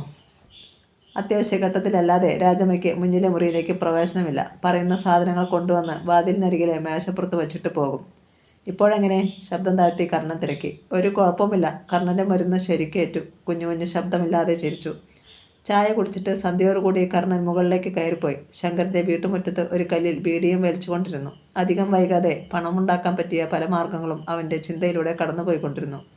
എന്തെങ്കിലും ഉടനെ ആസൂത്രണം ചെയ്യണമെന്ന തീരുമാനത്തിന് ഉറപ്പ് കൂടുകയായിരുന്നു. തൊട്ടരികിൽ ആരോ മുരടനക്കിയപ്പോൾ അവൻ തിരിഞ്ഞു നോക്കി. മങ്ങിയ ഇരുളിൽ സുഗന്ധി നിൽക്കുന്നു. തിണ്ണയിൽ കൊളുത്തി വെച്ചിരുന്ന നിലവിളക്കിൻ്റെ വെളിച്ചം അല്പാൽപമായി അവിടേക്ക് പാളി വീഴുന്നുണ്ടെങ്കിലും ആ മുഖഭാവം അവന് കണ്ടറിയാൻ കഴിഞ്ഞില്ല. എന്താ സുഗന്ധി? ഞാൻ പൂർത്തിയാക്കാതെ അവൾ ചുറ്റും നോക്കി. ആ ശബ്ദം വല്ലാതെ വിറപ്പുകൊണ്ടിരുന്നു. ഞാനൊരു കാര്യം പറഞ്ഞാൽ എന്നോട് ദേഷ്യപ്പെടുമോ? ആ ഭാവത്തിൽ നിന്ന്, ആ ശബ്ദത്തിൽ നിന്ന് അവളുടെ ഉള്ളിലിരിപ്പ് എന്താണെന്ന് അറിയുവാൻ അവന് നിമിഷങ്ങളെ വേണ്ടി വന്നുള്ളൂ. തീർച്ചയായും ഞാൻ ദേഷ്യപ്പെടും. ആ മറുപടി അവളെ അമ്പരിപ്പിച്ചു കളഞ്ഞു. അതിന് ഞാൻ പറയും മുമ്പ് എനിക്കറിയാം സുഗന്ധി. അല്ലെങ്കിൽ നാളെ രാവിലെ നീ പറയാൻ ഉദ്ദേശിച്ച കാര്യം പറഞ്ഞോളൂ. പക്ഷേ അതിനു മുമ്പ് അത് പറയേണ്ടെന്ന് നിനക്ക് തന്നെ തീരുമാനിക്കേണ്ടി വരും. അവൻ പറയുന്നത് എന്താണെന്ന് അവൾക്ക് മനസ്സിലായതേയില്ല. ചകിതഭാവത്തിൽ അവൾ നിൽക്കുമ്പോൾ അവൻ കൂട്ടിച്ചേർത്തു, ഞാൻ പറഞ്ഞതിൻ്റെ പൊരുൾ കുറച്ച് സമയത്തിനുള്ളിൽ തന്നെ നിനക്ക് ബോധ്യമാകും. പോയിക്കോളൂ. അവനെ ഒന്നുകൂടി നോക്കിയിട്ട് അവൾ പോയി. ശങ്കരൻ കടയടച്ചിട്ട് വന്നു. ഭക്ഷണം കഴിഞ്ഞു. കർണൻ ഒരു ബീഡി കത്തിച്ചു. ബെഞ്ചിൽ ഇരിക്കുകയാണ് ശങ്കരൻ. കാളി ചേച്ചിയെ സുഗന്ധിയെയും കൂടി വിളിച്ചോളൂ ശങ്കരേട്ടാ. അവൻ പറഞ്ഞപ്പോൾ അയാൾ നെറ്റി ചുളിച്ചു. എന്തിനാ കർണ? നേരത്തെ റോഡിൽ വെച്ച് ഞാൻ ഒരു കാര്യം പറഞ്ഞില്ലേ? ഇപ്പോൾ തന്നെ അതിനെ തുറന്നു പറഞ്ഞേക്കാം. അല്ല കർണ, എനിക്ക് അങ്ങനെയൊന്നും അറിയണമെന്നില്ല. ശങ്കരൻ ഒഴിഞ്ഞു മാറുവാൻ ശ്രമിച്ചു. പക്ഷേ കർണൻ സമ്മതിച്ചില്ല. അവസാനം ശങ്കരൻ തൻ്റെ ഭാര്യയെയും മകളെയും വിളിച്ചു. അവരും അവിടെ വന്നിരുന്നു. വൈകിട്ട് റോഡിൽ വെച്ച് കണ്ടവരെ കുറിച്ചാണല്ലോ ശങ്കരേട്ടന് അറിയേണ്ടത്. പക്ഷേ അതിനു മുമ്പ് ഞാൻ ആരാണെന്നറിയണം. എങ്കിലേ എല്ലാം പൂർത്തിയാകൂ. മൂവരും പരസ്പരം നോക്കിയതല്ലാതെ ഒന്നും പറഞ്ഞില്ല. ആ പരിസരത്ത് ചീവീടുകളുടെ ശബ്ദമൊഴിച്ചാൽ മിക്കവാറും നിശബ്ദമായിരുന്നു. താഴെ റോഡിലൂടെ കയറ്റം കയറിപ്പോകുന്ന വാഹനങ്ങളുടെ ശബ്ദം മലമടക്കുകളിൽ തട്ടി പ്രതിധ്വനിക്കുന്നതും ഇടയ്ക്കിടെ കേൾക്കാം. ബീഡിക്കുറ്റി മുറ്റത്തേക്ക് എറിഞ്ഞിട്ട് അവൻ പറഞ്ഞു, ഞാൻ കർണൻ. തുടർന്ന് തൻ്റെ ജോലിയെക്കുറിച്ചും ഭാര്യയെക്കുറിച്ചും മകളെക്കുറിച്ചും നാടുവിടാനുണ്ടായ കാരണവുമൊക്കെ ഒന്നും വിട്ടുപോകാതെ അവൻ അവരെ പറഞ്ഞു കേൾപ്പിച്ചു. ശ്വാസം കഴിക്കാൻ പോലും മറന്ന ഭാവത്തിലാണ് മൂവരും അത് കേട്ടിരുന്നത്. പിന്നെയും ഏതാനും മിനിറ്റുകൾ കഴിഞ്ഞപ്പോൾ ശങ്കരേട്ടൻ സംസാരിച്ചു. അപ്പോൾ കർണൻ്റെ ഭാര്യയും മകളും? അതേക്കുറിച്ച് എനിക്കൊന്നും അറിയില്ല. ഈ ലോകത്തിൻ്റെ ഏതെങ്കിലും കോണിൽ അവർ സുഖമായി കഴിയണേ എന്ന് മാത്രമാണ് ഇപ്പോഴത്തെ എൻ്റെ പ്രാർത്ഥന. അവരെ കണ്ടുപിടിക്കാൻ കഴിയില്ലേ? ചോദിച്ചത് കാളിയാണ്. കഴിയുമെന്ന് ഞാൻ കരുതുന്നു. കഴിയണം. മറ്റ് അരുതാത്തതൊന്നും സംഭവിച്ചിട്ടില്ലെങ്കിൽ. സൂര്യമൂർത്തിയുടെയോ അയാളുടെ കിങ്കരന്മാരുടെയോ ദൃഷ്ടിയിൽ പെട്ടുപോയിട്ടുണ്ടെങ്കിൽ ഇനി അവരെക്കുറിച്ച് ഓർക്കാൻ മാത്രമേ എനിക്ക് കഴിയൂ. അത് പറഞ്ഞപ്പോൾ അവൻ്റെ ശബ്ദം വല്ലാതെ പതറിപ്പോയി. സുഗന്ധി മാത്രം ഒന്നും ചോദിച്ചില്ല. അവളുടെ കൺകോണുകളിൽ 2 തുള്ളി കണ്ണുനീർ പിടഞ്ഞു നിൽപ്പുണ്ടായിരുന്നു. ഇനി ഏതു നിമിഷവും അത് ആ കവിളുകളെ ചുട്ടു പൊള്ളിച്ചുകൊണ്ട് ഒഴുകിയിറങ്ങിയേക്കാം. അലറി തിമിർക്കുന്ന തിരമാലകൾ നിറഞ്ഞ ഒരു സമുദ്രം ആയി കഴിഞ്ഞിരുന്നു അവളുടെ മനസ്സ്. ഇനി ഇരുന്നാൽ കരഞ്ഞു പോയേക്കുമെന്ന് ഉറപ്പായതിനാലും അവൾ പെട്ടെന്ന് എണീറ്റുപോയി. കർണൻ്റെ ചുണ്ടിൽ ഒരു വരണ്ട ചിരിയുണ്ടായി. എന്നെക്കുറിച്ച് എല്ലാം അറിഞ്ഞു കഴിഞ്ഞപ്പോൾ ഇനി ഇവിടെ ഞാൻ താമസിക്കുന്നത് അപകടമാണെന്ന് ശങ്കരേട്ടന് തോന്നുന്നില്ലേ? കർണൻ ആ മുഖത്തേക്ക് നോക്കി തുടർന്നു. എനിക്ക് അഭയം തന്നത് നിങ്ങളാണെന്നറിഞ്ഞാൽ സൂര്യമൂർത്തിയുടെ പകയുടെ വിഷജ്വാലകൾ നിങ്ങൾക്ക് നേരെയും ചീറി വന്നേക്കാം. എനിക്ക് അങ്ങനെയുള്ള ഭയമൊന്നുമില്ല കർണ. ജനിച്ചാൽ ഒരിക്കൽ മരിക്കണം. പക്ഷേ എൻ്റെ മോളെക്കുറിച്ച് ചിന്തിക്കുമ്പോൾ... അതാ ചേട്ടാ ഞാനും പറഞ്ഞു വരുന്നത്. ഇത്രയും നാൾ എന്നെ ഇവിടെ താമസിപ്പിച്ചതിന്, ഭക്ഷണം തന്നതിന് എല്ലാമുള്ള നന്ദി എന്നും ഉണ്ടാവും എനിക്ക്. നീ പറഞ്ഞു വരുന്നത്? ശങ്കരൻ്റെ നെറ്റി ചുളിഞ്ഞു. അതെ ചേട്ടാ, ഇനി ഞാൻ ഇവിടെ താമസിച്ചാൽ ശരിയാവില്ല. പിന്നെ നീ എങ്ങോട്ട് പോകും? അതേക്കുറിച്ചൊന്നും ഇതുവരെ ഞാൻ തീരുമാനിച്ചിട്ടില്ല. എങ്കിൽ എനിക്ക് എന്നേ പറയാനുള്ളൂ, നീ ഒരിടത്തും പോകണ്ട. അത്ഭുതമായിരുന്നു കർണന്. തന്നെക്കുറിച്ച് എല്ലാം പറഞ്ഞിട്ടും. അതല്ല ചേട്ടാ, ഞാൻ ഒക്കെ നമുക്ക് തീരുമാനിക്കാം. ഇപ്പോൾ നേരം ഒരുപാടായി. നീ പോയി ഉറങ്ങാൻ നോക്ക്. ശങ്കരനും എണീറ്റു. പിറ്റേന്ന് രാവിലെ മറ്റാരും അടുത്തില്ലാത്തപ്പോൾ കർണൻ സുഗന്ധിയോട് തിരക്കി, ഇനി എന്നോട് എന്തെങ്കിലും പറയണമെന്ന് സുഗന്ധിക്ക് തോന്നുന്നുണ്ടോ? വിഷാദം നിറഞ്ഞ ഒരു നോട്ടം മാത്രമായിരുന്നു അവളുടെ മറുപടി. ഈ നേരത്ത് അങ്ങകലെ സൂര്യമൂർത്തിയുടെ ബംഗ്ലാവിൽ നിമിഷങ്ങൾ പോലും വിറങ്ങലിച്ച് നിൽക്കുകയായിരുന്നു. അസ്വസ്ഥനായി മുറിയിൽ ഉലാത്തിക്കൊണ്ടിരുന്ന മൂർത്തി പെട്ടെന്ന് നിന്നു. പിന്നെ ദാവീദിനെയും കാളിയനെയും തുറച്ചു നോക്കി. നിങ്ങൾ പറഞ്ഞത് സത്യമാണോ? അതെ മുതലാളി, ഞങ്ങൾക്ക് വ്യക്തമായ വിവരങ്ങളാണ് കിട്ടിയിരിക്കുന്നത്. എങ്കിൽ ആ പട്ടിക ഇനി ആയുസില്ല. കാളിയാൻ ആരച്ചാർ 2 അടി മുന്നോട്ട് നീങ്ങി നിന്നു. പറഞ്ഞത് സത്യമാണെങ്കിൽ ആ പട്ടിയെ എനിക്ക് വേണം ഇന്ന് തന്നെ ജീവനോടെ. ആ ഗർജനൻ ചുവരുകളിൽ തട്ടി പ്രതിധ്വനിച്ചു. സൂര്യമൂർത്തി പിന്നെയും നടത്തം തുറന്നു. അയാളുടെ കാൽക്കീഴിൽ ഗ്രാനൈറ്റ് ഫ്ലോർ ഞെരിഞ്ഞ് ഉടയുമെന്ന് തോന്നി. അസ്വസ്ഥതയോടെ മൂർത്തി ചുരുട്ട് ആഞ്ഞാഞ്ഞു വലിച്ചു. കണ്ണുകളിൽ 2 വൈഡൂര്യങ്ങൾ കത്തിത്തിളങ്ങി. കോപത്തിൻ്റെ അഗ്നിയിൽ തിളയ്ക്കുകയായിരുന്നു മൂർത്തി. ആ നായിൻ്റെ മോനാണിത് ചെയ്തതെങ്കിൽ, ഇടയ്ക്ക് നിന്ന് കളിച്ച ഈ മൂർത്തിയെ വിഡ്ഢിവേഷം കെട്ടിച്ചത് അവനാണെങ്കിൽ അവന് മാപ്പില്ല. മൂർത്തിയുടെ നിയമപുസ്തകത്തിലെ ഏറ്റവും ചെറിയ ശിക്ഷയായ മരണം തന്നെയായിരിക്കും അവനും. ബ്രൂച്വൽ ഡെത്ത്. അയാൾ പിറുപിറുത്തു. ഉത്തരവ് കിട്ടിക്കഴിഞ്ഞിട്ടും കാളിയനും ദാവീദും അവിടെ തന്നെ നിൽക്കുമായിരുന്നു. എന്താ നിങ്ങൾ പോകാത്തത്? അല്ല, ഒന്നുകൂടി ചിന്തിച്ചിട്ട് പറഞ്ഞത് ദാവീദാണ്. നോ, എനിക്കിനി ഒന്നും ചിന്തിക്കാനില്ല. ശത്രു ആരായാലും അവനെ ഞാൻ ഒന്നായേ കാണൂ. You can go. ആദ്യം ദാവീദ് നടന്നു, പിന്നാലെ കാളിയനും. ജീവിതത്തിലാദ്യം സൂര്യമൂർത്തിയുടെ തീരുമാനം ശരിയാണോ എന്ന് അവർ ശങ്കിച്ചു. കാരണം ശിക്ഷ വിധിച്ചിരിക്കുന്നത് കരുണദാസനാണ്. അയാളെ കൊച്ചാക്കി കാണാൻ പറ്റില്ല. സൂര്യമൂർത്തി പിന്നെയും നടത്താൻ തുടർന്നു. മാനേജർ അനന്തകൃഷ്ണൻ എല്ലാം നോക്കിക്കൊണ്ട് നിൽക്കുകയാണ്. മൂർത്തിയോട് തീരുമാനം ഒന്നുകൂടി പരിശോധിക്കാൻ പറയാനുള്ള ധൈര്യം അയാൾക്കുമില്ല. പൊടുന്നനെ നടത്തം നിർത്തി മൂർത്തി തിരിഞ്ഞു നോക്കി. അനന്താ മുതലാളി. അയാൾ ഒരടി മുന്നോട്ട് നീങ്ങി നിന്നു. എന്താടാ ആ കഴിവേട്ട മോനെ എന്നോട് ഇങ്ങനെ പ്രവർത്തിക്കാൻ തോന്നിയത്? അല്ല അതിപ്പോൾ അനന്തകൃഷ്ണൻ പരിങ്ങി. മുതലാളിയും കരുണാദാസാറും തമ്മിൽ ശത്രുതയുണ്ടാകേണ്ട യാതൊരു കാര്യവുമില്ലല്ലോ. ഒരാൾ തെക്കൻ കേരളത്തിലും ഒരാൾ വടക്കും സ്പിരിറ്റ് ബിസിനസ് നടത്തുന്നവർ, പങ്ക് കച്ചവടക്കാർ. ആ നിലയ്ക്ക് നിർത്ത്. മൂർത്തി ശബ്ദമുയർത്തി. എനിക്കറിയാൻ കഴിയാത്ത, ഊഹിക്കാൻ കഴിയാത്ത എന്തെങ്കിലും തൻ്റെ മണ്ടയിൽ തെളിയുന്നുണ്ടോ എന്നറിയാനാണ് ചോദിച്ചത്, അല്ലാതെ തൻ്റെ ന്യായവാദങ്ങളെക്കുറിച്ച് അറിയാനല്ല. മുതലാളി അതിപ്പോൾ മൂർത്തി കനപ്പിച്ചൊന്നു മൂളി.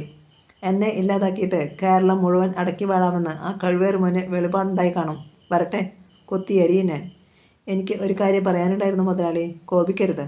കോപം വരുന്ന കാര്യങ്ങൾ പറയരുതെന്ന് തന്നോട് പലവട്ടം പറഞ്ഞിട്ടില്ലേ ഞാൻ? അതല്ല. പറഞ്ഞു തൊലയ്ക്ക്. കേട്ടത് ശരിയാണോ എന്ന് കരുണാദാസ് സാറിനോടൊന്ന് ചോദിച്ചിട്ട് പോരായിരുന്നോ ഈ തീരുമാനം?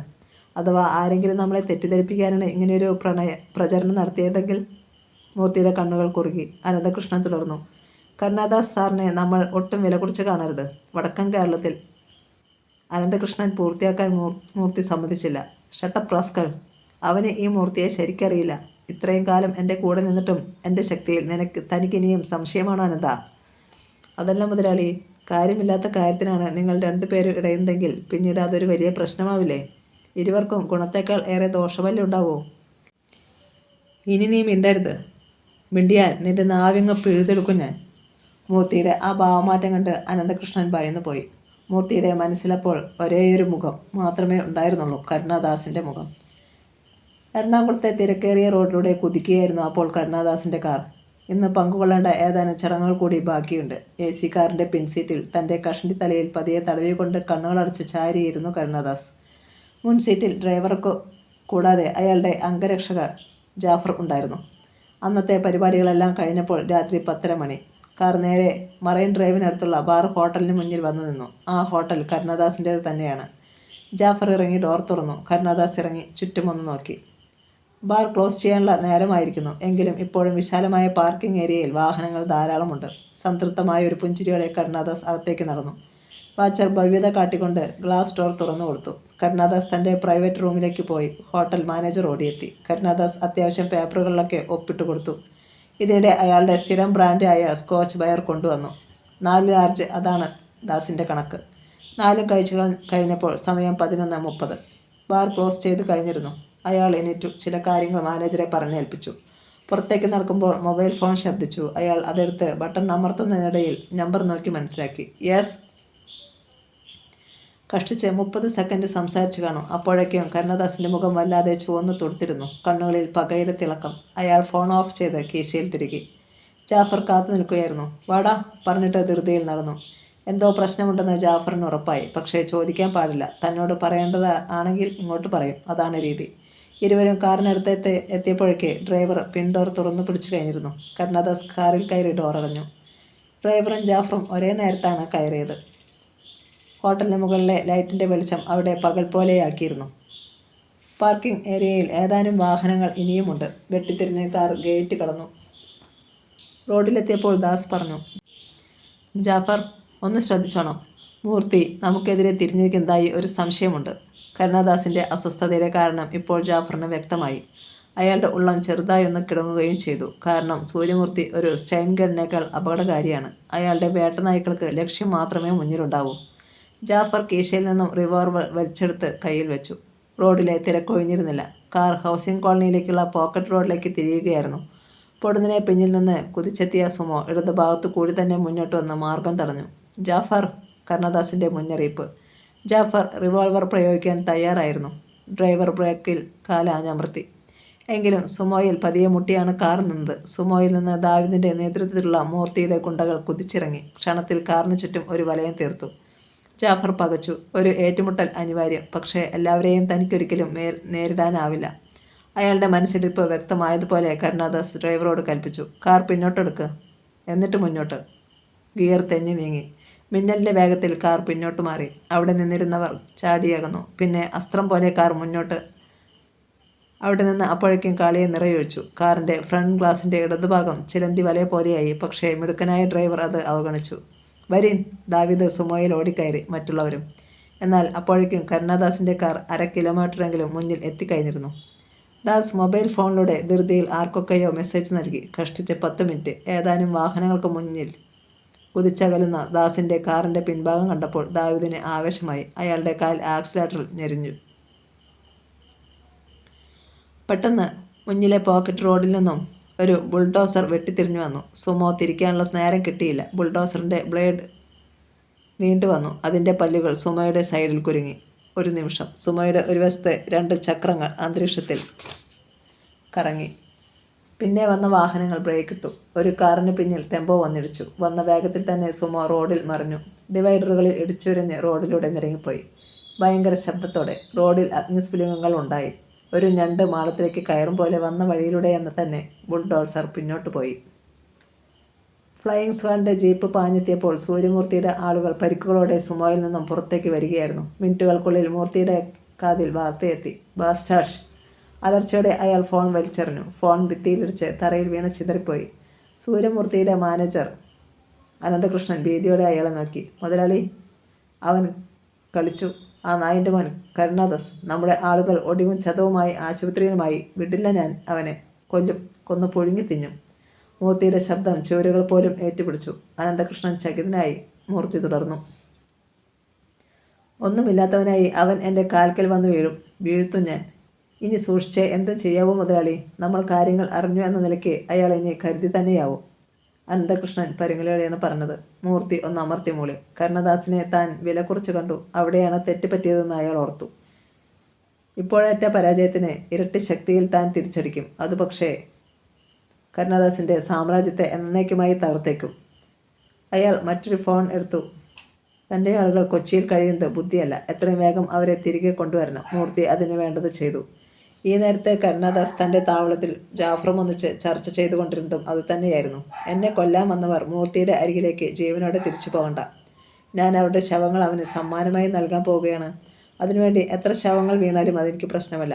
അയാൾ തിരിഞ്ഞ് ജാഫറെ നോക്കി. അവനെ ഒക്കെ എവിടെയാണ് അഡ്മിറ്റ് ചെയ്തിരിക്കുന്നതെന്ന് കൃത്യമായി അറിയാമല്ലോ? Yes sir. എങ്കിൽ വേണ്ടത് ചെയ്തോളൂ. സാർ, ജാഫർ എന്തോ ചോദിക്കാനായി പിന്നെയും നിന്നു. പറഞ്ഞോളൂ. അല്ല, എങ്ങനെയാണ് ഈ വാർത്ത മൂർത്തിയുടെ കാതുകളിൽ എത്തിയതെന്നറിയണ്ടേ? നമ്മുടെ കൂട്ടത്തിൽ തന്നെ ശത്രുചാരനുണ്ടോ എന്നാണിപ്പോൾ എൻ്റെ സംശയം. കരുണദാസിൻ്റെ പുരികങ്ങൾ കൂട്ടിമുട്ടി. ജാഫർ പറയുന്നതിലും കാര്യമുണ്ട്. ശരി ജാഫർ, അതിന് എന്ത് വേണമെന്ന് എനിക്കറിയാം. താൻ ചെല്ല്. അപ്പോൾ തന്നെ ജാഫർ പോയി. കരുണദാസിൻ്റെ മനസ്സിൽ ഒരു തേൾ പുളഞ്ഞുകുത്തി. സൂര്യമൂർത്തി ഇത്രയും കാലം അവൻ്റെ കൂടെ നിന്നത് ഈ ഒരു ഉദ്ദേശത്തോടു കൂടി തന്നെയാണ്. ചതിക്കാൻ, ചതിയുടെ സംതൃപ്തി അടയാൻ, അവൻ്റെ ഓരോ പതനവും കണ്ട് ആർത്തു ചിരിക്കാൻ. തൻ്റെ ആളുകൾ ഇപ്പോൾ തന്നെ മൂർത്തിയുടെ ആളുകൾക്കരികിലെത്തും. പിന്നെ കലാശക്കളി. കരുണാദാസ് കണക്ക് കൂട്ടിയതുപോലെ തന്നെ അപ്പോൾ ഒരു ടാറ്റ സഫാരിയിൽ അയാളുടെ കിങ്കരന്മാർ യമുന ഹോസ്പിറ്റലിൻ്റെ ഗേറ്റ് കടന്ന് അകത്തേക്ക് പ്രവേശിക്കുകയായിരുന്നു. വന്യമായ ഒരു ശബ്ദത്തോടെ സഫാരി ബ്രേക്കലറി നിന്നപ്പോൾ വാച്ച്മാൻ ഓടിയെത്തി. അത്യാസന്ന നിലയിൽ ആരെയോ അവിടേക്ക് കൊണ്ടുവന്നിരിക്കുന്നതായിരിക്കുമെന്നാണ് അയാൾ കരുതിയത്. ധൃതിയിൽ ആളുകൾ ഡോർ തുറന്ന് പുറത്തേക്ക് കുതിച്ചപ്പോഴും അയാൾ അങ്ങനെ മാത്രമേ വിചാരിച്ചുള്ളൂ. എന്താ പ്രശ്നം? ആക്സിഡൻ്റാണോ? അയാൾ തിരക്കി. അല്ലടാ, നിൻ്റെ അപ്പൻ ഒന്നുകൂടി കല്യാണം കഴിച്ചു. മുന്നിൽ നിന്നവൻ ഗർജിച്ചുകൊണ്ട് വാച്ചറെ പിടിച്ചു തള്ളി. അയാൾ പതിഞ്ഞ ഒരു വിലാപത്തോടെ തറയിൽ മലർന്നു വീണു. കമോൺ പറഞ്ഞിട്ട് നേതാവ് തറ ചവിട്ടിക്കുലുക്കി. ഗ്ലാസ് ഡോർ തള്ളി തുറന്ന് അകത്തേക്ക് പാഞ്ഞു. പിന്നാലെ മറ്റുള്ളവരും. ഏയ്, ആരാണ് നിങ്ങൾ? വാച്ചർ ചാടി എണീറ്റപ്പോഴേക്കും അവർ അകത്ത് കടന്നു മറഞ്ഞു കഴിഞ്ഞിരുന്നു. അതിനിടയിൽ അവരുടെ കയ്യിലിരുന്ന ആയുധങ്ങൾ മിന്നായം പോലെ അയാൾ കണ്ടു. വാച്ചറും പിന്നാലെ ഓടി.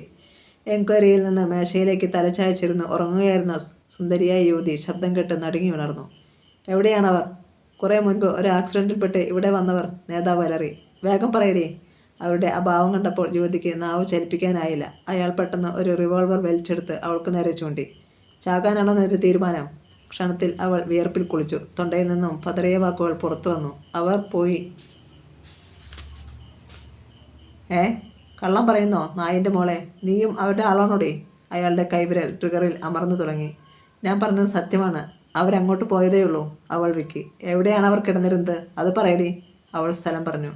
അവർ സ്റ്റെയർ കേസിന് നേരെ ഓടാൻ ഭാവിച്ചപ്പോഴേക്കും പിന്നെയും വാച്ചർ വന്നു തറഞ്ഞു. ഏയ്, എന്താ നിങ്ങളുടെ ഉദ്ദേശ്യം? മറുപടി റിവോൾവർ ചേർത്ത് പിടിച്ച് മുഖമടച്ച് ഒരടിയായിരുന്നു. വാച്ചർ കുഴഞ്ഞു വീണു. അയാളുടെ വായിലൂടെ ചോര ഒഴുകി. തറയിൽ കിടന്നു ഞരങ്ങിയതല്ലാതെ അയാൾക്ക് എണീൽക്കാനായില്ല.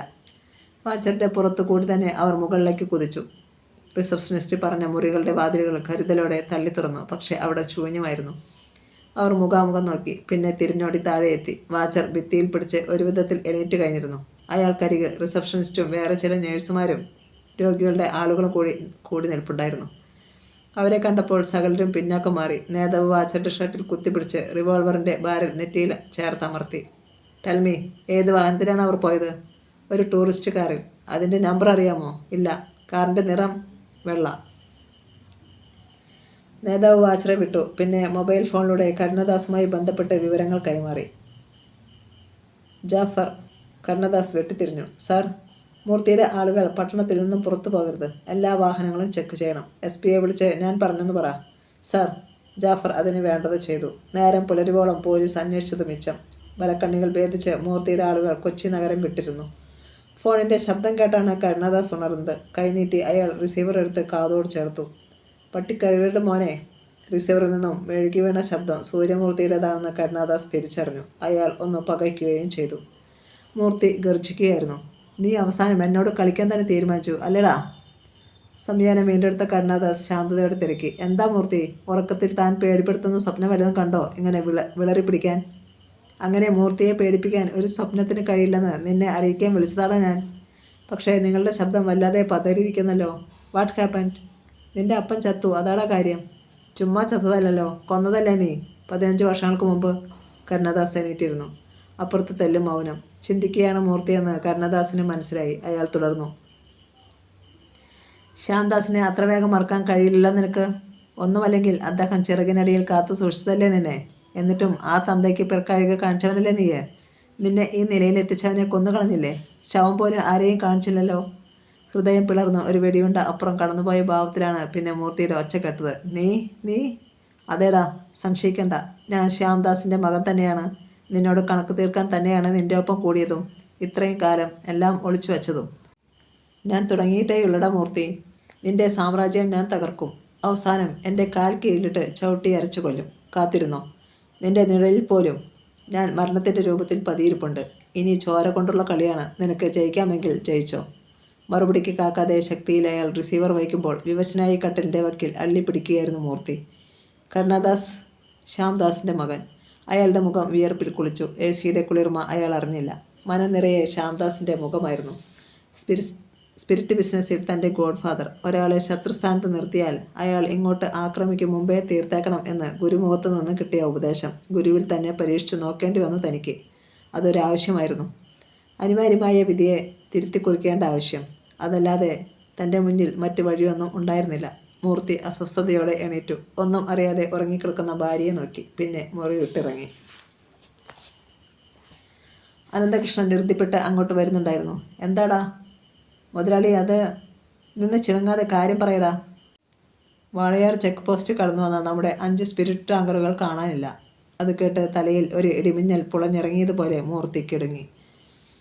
സൂര്യമൂർത്തിക്ക് അത് വിശ്വസിക്കാനായില്ല. തൻ്റെ മാനേജർ അനന്തകൃഷ്ണനെ അയാൾ തുറച്ചു നോക്കി. താൻ ഒന്നുകൂടെ പറഞ്ഞേ. അണപ്പല്ലുകൾ കടിച്ചു ഞെരിച്ചുകൊണ്ടാണ് മൂർത്തി സംസാരിച്ചത്. നേരാണ് മുതലാളി. അയാളുടെ ശബ്ദം വല്ലാതെ പതറിയിരുന്നു. വാളയാർ ചെക്ക് പോസ്റ്റ് കടന്നു പോന്ന നമ്മുടെ 5 സ്പിരിറ്റ് ടാങ്കറുകളും കാണാനില്ല. മൂർത്തിയുടെ കണ്ണുകൾ കുറുകി. നെറ്റിയിൽ ചുളിവുകൾ വീണു. 5 ടാങ്കർ ലോറികൾ. നഷ്ടത്തിൻ്റെ കണക്ക് എത്രയാണ്? താൻ കൂട്ടി നോക്കാനൊന്നും അയാൾ മെനക്കെട്ടില്ല. അതിനു പിന്നിൽ ആരാണെന്നൊരു ധാരണ ഇപ്പോൾ തന്നെ ഉണ്ടായിരിക്കുന്നു. കരുണദാസ്. അവനല്ലാതെ ആരാണ് ഈ തന്തയ്ക്ക് പിറകഴുകി കാണിക്കുക? ശ്യാംദാസിൻ്റെ മകനാണ് അവനെന്നുള്ളത് എന്തേ ഇത്രയും കാലം താൻ അറിയാതെ പോയി? അറിയേണ്ടതായിരുന്നല്ലോ. ഒപ്പം നിൽക്കുന്നവരുടെ മുഴുവൻ ബയോഡാറ്റയും തനിക്ക് മനഃപ്പാടമാണ്. എന്നിട്ടും കരുണദാസിൻ്റെ കാര്യത്തിൽ പിഴവ് പറ്റി. ഏറെ വിശ്വസിക്കുവാൻ പ്രേരിപ്പിക്കപ്പെടുന്ന ഒരു സന്ദർഭത്തിലായിരുന്നല്ലോ അവൻ്റെ അരങ്ങേറ്റം. സൂര്യമൂർത്തിയുടെ മനസ്സിൽ ഇന്നും തെളിമയോടെ നിൽക്കുകയാണ് ആ രംഗം. വൈപ്പിൻ മദ്യദുരന്തം ഉണ്ടായതിന് പിന്നാലെയാണ് വടക്കൻ റേഞ്ചിലുള്ള തൻ്റെ കള്ളുഷാപ്പുകൾക്ക് നേരെ ജനം തിരിഞ്ഞത്. ഭരണകക്ഷിയിൽപ്പെട്ട ചിലർക്കും അതിനു പിന്നിൽ കൈയുണ്ടെന്ന് തനിക്ക് നന്നായി അറിയാമായിരുന്നു. ഷാപ്പുകൾ ഓരോന്നായി അഗ്നിക്ക് ഇരയായിക്കൊണ്ടിരുന്നപ്പോൾ താൻ നേരിട്ട് രംഗത്തിറങ്ങേണ്ട അവസ്ഥ വന്നു. പക്ഷേ മട്ടാഞ്ചേരിയിൽ വെച്ച് ജനം തൻ്റെ കാർ തടഞ്ഞപ്പോൾ, കാറിനെ സ്പിരിറ്റിൽ കുളിപ്പിച്ചപ്പോൾ ഇനിയൊരു തീപ്പെട്ടിക്കോൽ ഉരഞ്ഞു കത്തിയാൽ അതോടെ എല്ലാം ഭസ്മമാകുമെന്നുള്ള അവസ്ഥ വന്നപ്പോൾ ഒരു ദൈവദൂതനെ പോലെയായിരുന്നു കരുണദാസിൻ്റെ അരങ്ങേറ്റം. ഏതാണ്ട് തൻ്റെ അതേ പ്രായം. പക്ഷേ നടപ്പിലും ചലനങ്ങളിലും എന്തോ ഒരു പ്രത്യേകത കൂടുതൽ. മുന്നിൽ കൊലവിളിയുമായി നിന്നിരുന്ന ഒരു സംഘം ആളുകൾ അവൻ്റെ കൈക്കരുത്തിന് മുന്നിൽ ചിതറി വീണപ്പോൾ, താങ്കൾ ധൈര്യമായിട്ട് പോയിക്കോ എന്ന് തീർത്തു പറഞ്ഞപ്പോൾ യഥാർത്ഥത്തിൽ അമ്പരപ്പായിരുന്നു. ഇനി മറ്റൊരിടത്ത് വെച്ച് പ്രശ്നമുണ്ടായാലോ? ചോദിക്കാതിരിക്കാനായില്ല. ഉണ്ടാവില്ല. കരുണദാസാണ് നിങ്ങളെ രക്ഷപ്പെടുത്തിയതെന്ന് ഇപ്പോൾ അറിയേണ്ടവൻ അറിഞ്ഞിരിക്കും. എൻ്റെ ആളിനെ തൊടാൻ ചങ്കൂറ്റമുള്ള ആരെങ്കിലും ഉണ്ടെങ്കിൽ അത് തന്നെ ഒന്ന് കാണട്ടെ ഞാൻ. അവൻ പറഞ്ഞത് അക്ഷരം പ്രതി ശരിയാണെന്ന് മിനിറ്റുകൾക്കുള്ളിൽ തന്നെ ബോധ്യപ്പെട്ടു. തന്നെ ആക്രമിക്കുവാൻ കച്ചകെട്ടി നിന്നിരുന്നവരൊക്കെ തല താഴ്ത്തി പിന്നോക്കം മാറുന്ന കാഴ്ചയാണ് കണ്ടത്. അതോടെ കരുണദാസിനെക്കുറിച്ചുള്ള മതിപ്പ് ഏറുകയാണ് ചെയ്തത്. അവനെപ്പോലെ കരുത്തനായ രാഷ്ട്രീയ സ്വാധീനമുള്ള ഒരുത്തൻ ഒപ്പമുണ്ടെങ്കിൽ കേരളം സ്പിരിറ്റ് കൊണ്ട് കുളിപ്പിക്കാമെന്ന് കരുതിയത് തെറ്റായിപ്പോയെന്ന് തോന്നിയത് ഇന്നലെയാണ്. അന്ന് ഇവിടെ മടങ്ങിയെത്തിയ ശേഷം അവനെ ഫോണിൽ വിളിക്കുകയാണ് ചെയ്തത്. തൻ്റെ പാർട്ട്ണറാകാമോ എന്ന് മാത്രമേ ചോദിച്ചുള്ളൂ. ആദ്യമൊക്കെ എതിർപ്പ് പ്രകടിപ്പിച്ചെങ്കിലും തൻ്റെ വാക്കുകളുടെ മാസ്മരിതയിൽ അവൻ വീണു. പക്ഷേ ഒറ്റ കണ്ടീഷൻ: വടക്കൻ കേരളത്തിലെ സ്പിരിറ്റ് വ്യാപാരം മൊത്തമായി അവന് നൽകണം. അതവൻ്റെ പിടിവാശിയായിരുന്നു. പകരം ഏത് മിനിസ്റ്ററി വന്നാലും തന്നെ സംരക്ഷിച്ചു കൊള്ളാമെന്ന വാഗ്ദാനവും. അതല്പം കടന്ന കൈയല്ലെന്ന് ഓർത്തെങ്കിലും ലഭിക്കുവാൻ പോകുന്ന ശക്തിയെക്കുറിച്ച് ചിന്തിച്ചപ്പോൾ വഴിപ്പെടുകയാണ് ബുദ്ധിയെന്ന് തോന്നി. അല്ലെങ്കിൽ തന്നെ കോഴിക്കോടുകാരനായ ശ്യാംദാസിൻ്റെ മകൻ കൊച്ചിയിൽ ഈ രൂപത്തിൽ വളർന്നു നിൽക്കുന്നുവെന്ന് ചിന്തിക്കാനാവില്ലല്ലോ. സൂര്യമൂർത്തി ഒരു സിഗരറ്റ് കത്തിച്ചുകൊണ്ട് അസ്വസ്ഥനായി മുറിയിൽ അങ്ങുമിങ്ങും നടന്നു. മാനേജർ അനന്തകൃഷ്ണൻ ഒന്നും മിണ്ടാതെ അയാളെ തന്നെ നോക്കി നിൽക്കുകയാണ്. ശ്യാംദാസിൻ്റെ കീഴിൽ ഒരുപാട് നാൾ കഴിഞ്ഞെങ്കിലും അയാളുടെ ഭാര്യയെയോ മകനെയോ ഒരിക്കൽ പോലും താൻ കണ്ടിരുന്നില്ല. തിളക്കമുള്ള അവൻ്റെ കണ്ണുകളിൽ ഒളിച്ചിരിക്കുന്നത് പകയുടെ തീപ്പൊരികളാണെന്ന് അറിഞ്ഞുമില്ല. പക്ഷേ നടുങ്ങുന്നത് ഇപ്പോഴാണ്. അച്ഛൻ്റെ കൊലപാതകത്തിന് മറുപടി നൽകുവാൻ തൻ്റെ കീഴിൽ ഒളിച്ചുനിന്ന് അവൻ കളിച്ചതറിഞ്ഞപ്പോഴാണ്. ശ്യാംദാസിനെ വധിച്ചതിൽ ഇപ്പോഴും കുറ്റബോധം തോന്നുന്നില്ല. താൻ ജീവന് തുല്യം സ്നേഹിച്ചിരുന്ന പെൺകുട്ടിയെ താൻ അറിയാതെ അയാൾ കീഴ്പ്പെടുത്തി എന്നറിഞ്ഞപ്പോൾ മുൻപിൽ നോക്കാനുള്ള സാവകാശം കിട്ടിയില്ല. അപ്പോൾ തന്നെ തീർത്തു. അയാളുടെ അടിവയറ്റിൽ കടാര കയറ്റി ഒന്ന് വട്ടം കറക്കി വലിച്ചൂരിയപ്പോൾ രക്തം ചീറ്റിത്തെറിച്ചപ്പോൾ മനസ്സ് ഒട്ടും പതറിയിരുന്നില്ല, കൈ ഒട്ടും വിറച്ചിരുന്നില്ല. മൂർത്തി സിഗരറ്റ് തറയിലേക്ക് വലിച്ചെറിഞ്ഞ് കാൽ കീഴിൽ ഞെരിച്ചമർത്തി.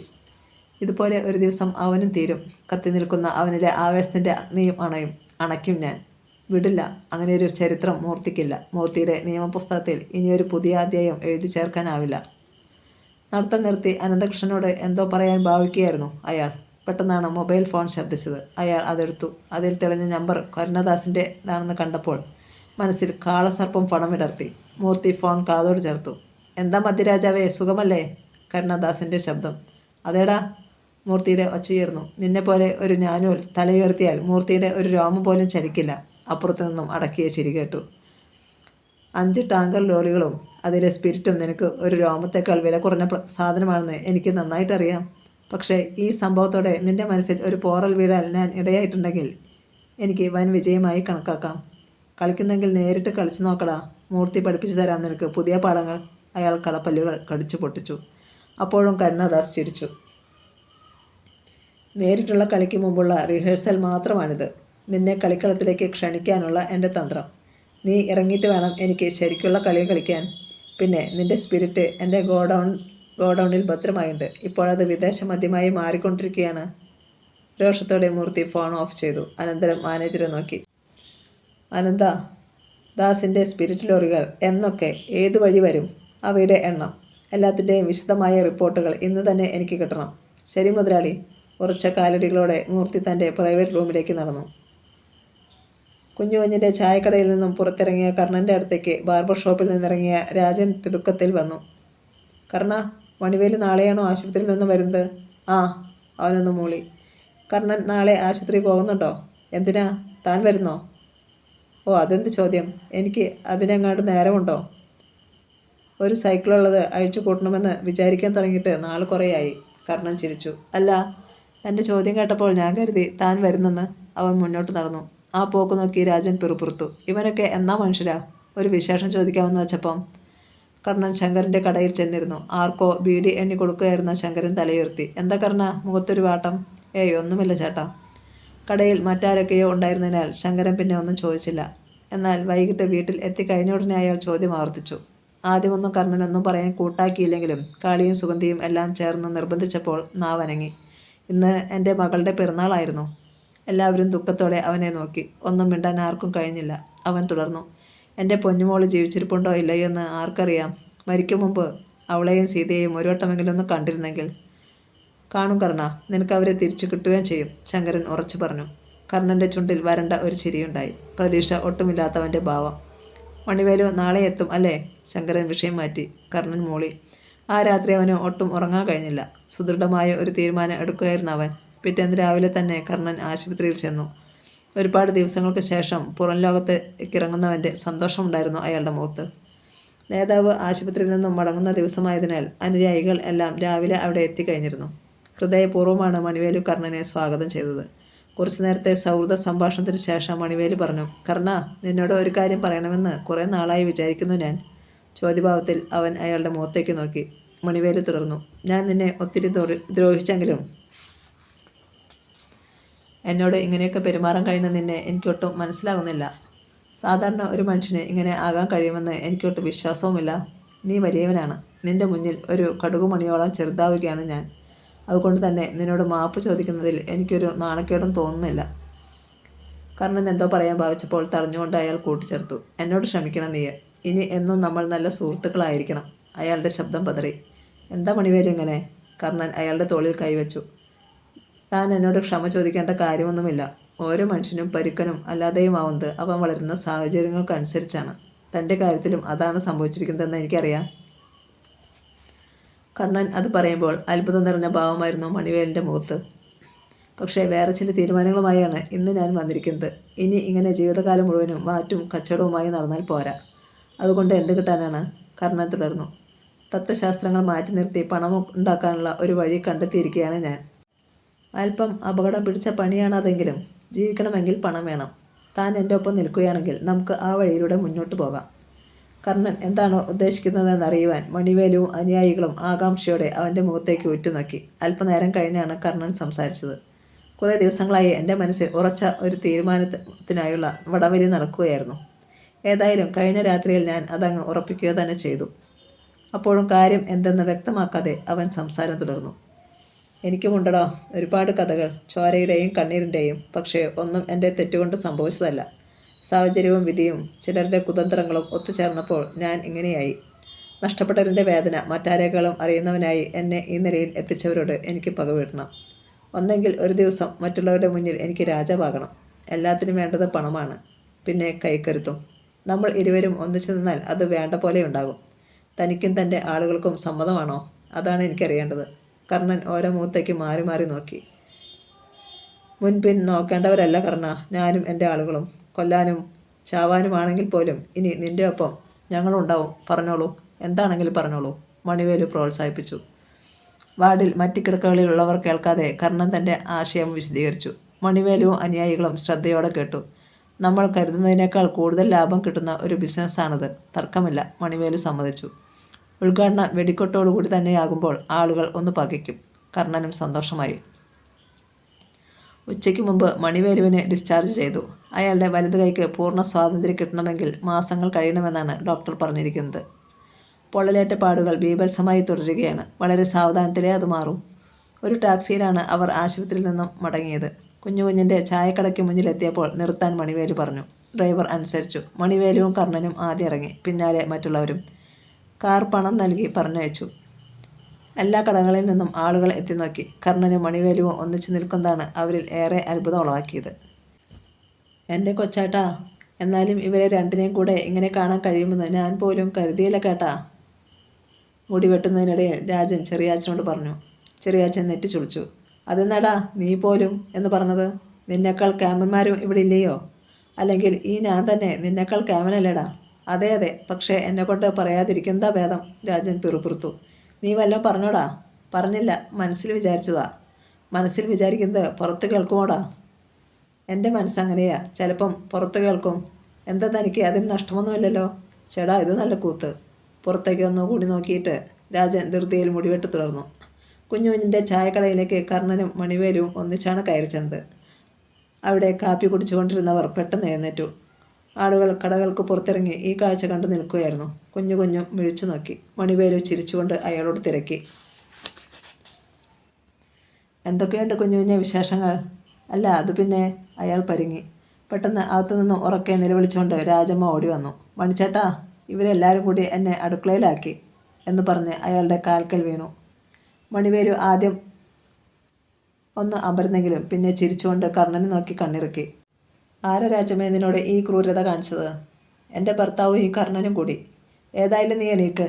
അവൾ എഴുന്നേറ്റു. ഞാൻ എന്ത് ചെയ്യണം അത് പറ. എന്നെ പഴയ പോലെ ആക്കണം. അടുക്കള ജോലി ചെയ്ത് ഞാൻ മടുത്തു. അത്രയുള്ള കാര്യം. ഇന്നു മുതലേ നീ ഒരു കാര്യം ചെയ്യേ. സന്തോഷത്തോടെ രാജമ്മ കാതുകൾ കൂർപ്പിച്ചു നിന്നു. അങ്ങനെ തന്നെ നിൽക്കുകയാണ് കുഞ്ഞു കുഞ്ഞു. മണിവേലു തുടർന്നു. ഇന്നു മുതലേ നീ അടുക്കളയിൽ തന്നെ കഴിഞ്ഞ രാജമ്മേ. അടുക്കള ഭരണം പെണ്ണുങ്ങൾക്ക് അവകാശപ്പെട്ടതാണെന്ന് നീ യാതൊരു കാരണവശാലും മറക്കരുത്. രാജമ്മയുടെ മുഖം ഇരുട്ടു. കുഞ്ഞു കുഞ്ഞ് ചിരിയടക്കി. മണിവേലു മടങ്ങി വന്നു കഴിഞ്ഞാൽ തനിക്ക് അടുക്കളയിൽ നിന്ന് മോചനം കിട്ടുമെന്നായിരുന്നു രാജമ്മയുടെ കണക്കുകൂട്ടൽ. അത് പിഴച്ചിരിക്കുന്നു. ഒന്നും മിണ്ടാതെ അവൾ തിരിഞ്ഞു നടന്നു. എണീറ്റ് തന്നെ ബഹുമാനിച്ചു നിന്നിരുന്നവരെ മണിവേലു നോക്കി. ഏയ്, നിങ്ങളെന്തിനാ നിൽക്കുന്നത്? ഇരുന്ന് കാപ്പി കുടിക്കാൻ. അയാൾ പറഞ്ഞപ്പോൾ അവർക്കാർക്കും വിശ്വസിക്കാനായില്ല. ഒരു മനുഷ്യന് ഇത്ര വേഗത്തിൽ ഇങ്ങനെയൊരു മാറ്റം ഉണ്ടാകുമോ? കുഞ്ഞു കുഞ്ഞേ, ഞങ്ങൾക്കും 2 ചായ. മണിവേലുവും കർണനും ഇരുന്നു.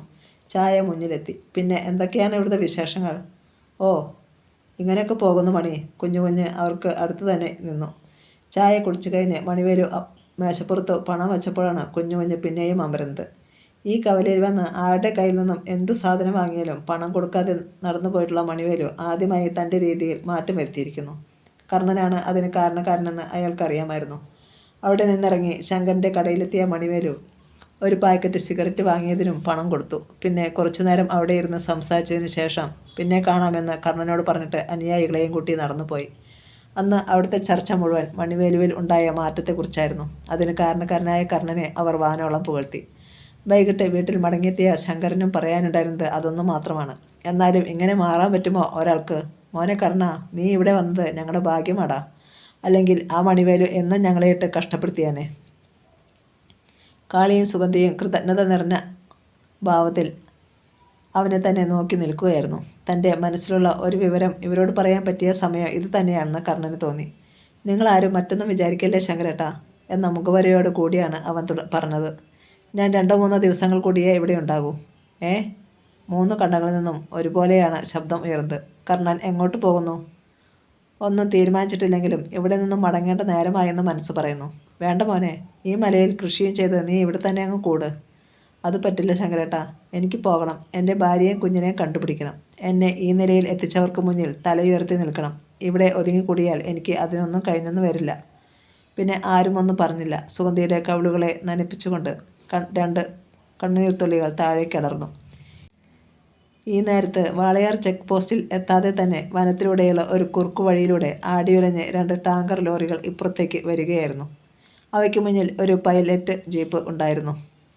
വാഹനങ്ങൾ പ്രധാന പാതയിൽ എത്തും മുമ്പ് കുറ്റിക്കാടുകൾക്കിടയിൽ ചില നിഴലുകൾ പിടച്ചു. പൈലറ്റ് ജീപ്പിന് നേരെ ബുള്ളറ്റുകൾ പറന്നു വന്നു. ടയർ തകർന്ന് ഒരു വശം ചരിഞ്ഞ് ജീപ്പ് നിന്നു. അതിനുള്ളിൽ ഉള്ള ആളുകൾ അപകടം മണത്തെറിഞ്ഞ് പുറത്തേക്ക് കുതിച്ചിറങ്ങിയപ്പോഴേക്കും ടാങ്കർ ലോറികൾക്ക് നേരെയും ബുള്ളറ്റുകളുടെ പ്രവാഹമായി. എവിടെ നിന്നൊക്കെയാണ് ബുള്ളറ്റുകൾ വരുന്നതെന്നറിയാതെ അവർ പകച്ചു. ടാങ്കറുകളുടെയും ടയറുകൾ തുളഞ്ഞു. അവയിലുണ്ടായിരുന്ന ജോലിക്കാർ കുതിച്ചിറങ്ങി പ്രാണരക്ഷാർത്ഥം പലായനം ചെയ്തു. ജീപ്പിൽ നിന്ന് ഇറങ്ങിയവർക്കും അപ്പോൾ അതുതന്നെയേ ഉണ്ടായിരുന്നുള്ളൂ മാർഗം. എല്ലാവരും ഓടിപ്പോയ നിമിഷത്തിൽ ഒരു ബോംബ് ചീറി വന്നു. ആ പ്രദേശത്തെയാകെ നടുക്കിക്കൊണ്ട് ഒരു ഉഗ്രസ്ഫോടനം. ടാങ്കറും അതിനുള്ളിലുണ്ടായിരുന്ന സ്പിരിറ്റും ചിതറിത്തെറിച്ചു. അതിൽ അഗ്നി പടർന്നു. ചുറ്റുമുള്ള വനത്തിലേക്ക് തീ പടർന്നിറങ്ങി. എവിടെയും തീ, പകൽ പോലെ വെളിച്ചം, അന്തരീക്ഷത്തിൽ സ്പിരിറ്റിൻ്റെ രൂക്ഷഗന്ധം. ഉറക്കത്തിലായിരുന്ന കരുണദാസ് കിടുങ്ങിയുണർന്നു. അലറി വിളിക്കുകയായിരുന്നു ടെലിഫോൺ. കൈനീട്ടി ബെഡ്റൂം ലാമ്പിൻ്റെ സ്വിച്ച് ഓൺ ചെയ്ത ശേഷം ഗാർഡനെതിരെയിൽ ലയിച്ചു കിടക്കുന്ന തൻ്റെ ഭാര്യയ്ക്ക് നേരെ ദൃഷ്ടികൾ അയച്ചിട്ട് അയാൾ കൈനീട്ടി റിസീവർ എടുത്തു. Yes, Das here. അപ്പുറത്തു നിന്ന് കേട്ട വാർത്ത അയാൾക്ക് ഉൾക്കൊള്ളാൻ കഴിഞ്ഞില്ല. കരുണദാസ് ചാടി എണീറ്റു. എപ്പോൾ? കഷ്ടിച്ച് 5 മിനിറ്റായി സാർ. എല്ലാം കത്തിയെരിഞ്ഞുകൊണ്ടിരിക്കുകയാണ്. കരുണദാസിൻ്റെ കണ്ണുകളിൽ ആ കാഴ്ച തെളിഞ്ഞു. തൻ്റെ ടാങ്കറുകൾ. അപ്പോൾ ഒരാൾ ഉറക്കെ പൊട്ടിച്ചിരിക്കുന്നുണ്ടായിരുന്നു. സൂര്യമൂർത്തി. കരുണദാസേ, ഞാനും തുടങ്ങിയടാ. പക്ഷേ നിൻ്റെ നക്കപ്പിച്ച സ്പിരിറ്റ് കൊണ്ട് എനിക്ക് വിദേശമദ്യ ഉണ്ടാക്കണ്ടടാ. സകലതും ഭസ്മമാക്കും ഞാൻ. നിൻ്റെ പട്ടടയ്ക്കാണ് ഇന്ന് ഞാൻ തീയിട്ടതെന്ന് കരുതിക്കോ. അയാളുടെ സന്തോഷത്തിൽ മാനേജർ അനന്തകൃഷ്ണനും മറ്റും പങ്കുചേർന്നു. വരാൻ പോകുന്ന ചോര മരവിപ്പിക്കുന്ന കുറേ സംഭവങ്ങളുടെ തുടക്കമായിരുന്നു അത്. സൂര്യമൂർത്തി തന്നോട് പ്രതികാരം ചെയ്യുമെന്ന് നന്നായി അറിയാമായിരുന്നു കരുണദാസിന്. പക്ഷേ അത് ഇത്ര വേഗം ഈ രൂപത്തിലായിരിക്കുമെന്ന് കരുതിയതേയില്ല. അതുകൊണ്ട് തന്നെ തൻ്റെ സ്പിരിറ്റ് ടാങ്കറുകൾ തീയായി പുകയായി അന്തരീക്ഷത്തിൽ അലിഞ്ഞു ചേർന്നുകൊണ്ടിരിക്കുകയാണെന്ന് അറിഞ്ഞ നിമിഷം മുതൽ അയാൾക്ക് ഉറങ്ങാൻ കഴിഞ്ഞില്ല. ഫോൺ വച്ചിട്ട് അയാൾ കിടക്കയിലിരുന്നു. അസ്വസ്ഥതയോടെ കൈകൾ മടക്കി ഞൊട്ടവിട്ടു. സ്പിരിറ്റല്ല തൻ്റെ മനസ്സാണ് കത്തുന്നതെന്ന് തോന്നിയ നിമിഷങ്ങളായിരുന്നു അത്. കഴിവേറി മോൻ, നിങ്ങളിത് എന്തിനാ പാതിരാത്രിക്ക് ലൈറ്റും ഇട്ടോണ്ട് കുത്തിയിരിക്കുന്നത്? വെളിച്ചം ഉറക്കത്തെ അലോസരപ്പെടുത്തിയതിൻ്റെ ദേഷ്യത്തിലാണ് ഭാര്യ അയാളോട് തിരക്കിയത്. നിന്റെ അപ്പൻ്റെ 16 അടിയന്തരം നടത്താൻ പോകുന്നു ഞാൻ. എന്താ നീ വരുന്നില്ലേ? കരുണാദാസ് ശബ്ദമുയർത്തി. ഇതും നല്ല കൂത്ത്. ഇത് ഞാൻ എന്തിനാ എന്നോടിങ്ങനെ ചൂടാവുന്നത്? പാ, മിണ്ടാതെ കിടന്നോണം, അല്ലെങ്കിൽ ഒറ്റ തൊഴിക്ക് നിന്റെ അടിവയർ കലക്കും ഞാൻ. ഭാര്യ പിന്നെ ഒന്നും മിണ്ടിയില്ല. തിരിഞ്ഞു കിടന്ന് ബെഡ്ഷീറ്റ് കൊണ്ട് തൻ്റെ തലവഴി മൂടി. കടപ്പല്ലുകൾ കടിച്ചു ഞെരിച്ചുകൊണ്ട് കരുണാദാസ് എണീറ്റു. ലൈറ്റ് ഓഫ് ചെയ്തിട്ട് മുറിക്ക് പുറത്തു കടന്നു. തൻ്റെ പ്രൈവറ്റ് റൂമിലെത്തി അലമാര തുറന്നു. മുന്തിയ തരം വിദേശ മദ്യക്കുപ്പികൾ അടുക്കി വെച്ചിരിക്കുന്നു. ബ്രാൻഡൊന്നും നോക്കാതെ അതിൽ ഒരെണ്ണം വലിച്ചെടുത്ത് അടപ്പ് തുറന്ന് വായിലേക്ക് കമഴ്ത്തി.